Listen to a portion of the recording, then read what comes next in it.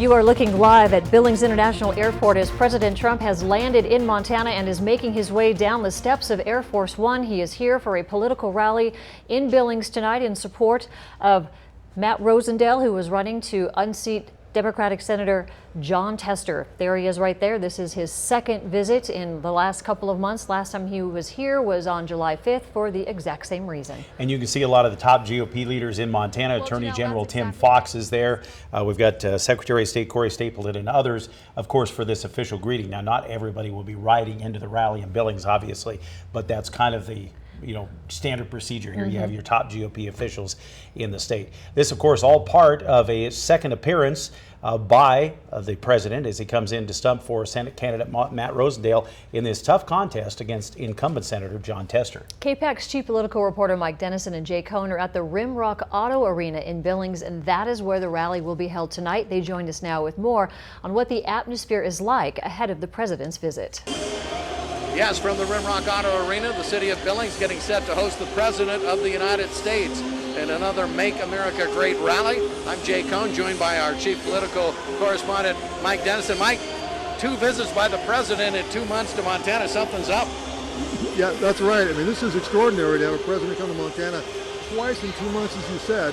He's in Great Falls on July 7th for a similar campaign rally. I think tonight, I'm going to be looking for what was different between the two, but I think what the president has in mind is to talk about resetting the conversation away from all the controversies in D.C. and talking about his agenda, tax cuts, how good the economy is doing in his view, and also how to keep that going.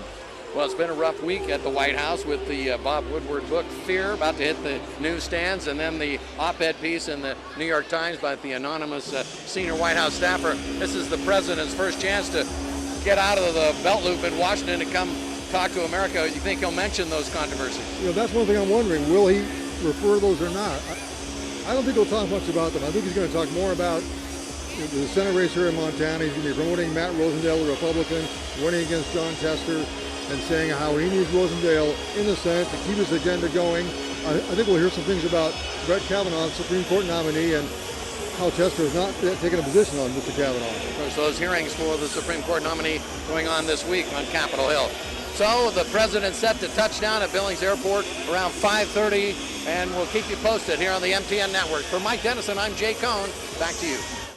Thanks very much, guys. And they'll be anchoring our coverage out of there throughout the evening tonight. As you would expect, as you saw in Great Falls, the presidential visit drawing a massive crowd, proof his supporters span the entire state. KPAX's Mallory Peoples has that portion of our coverage today.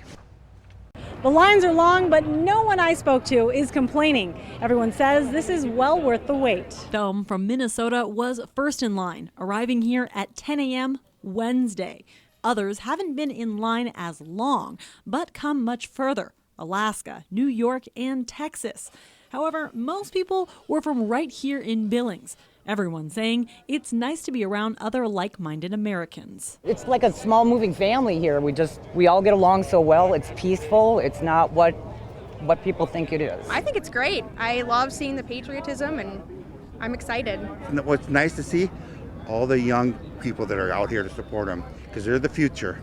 I'll have more from Trump supporters later tonight. Reporting from Billings, I'm Mallory Peoples with MTN News.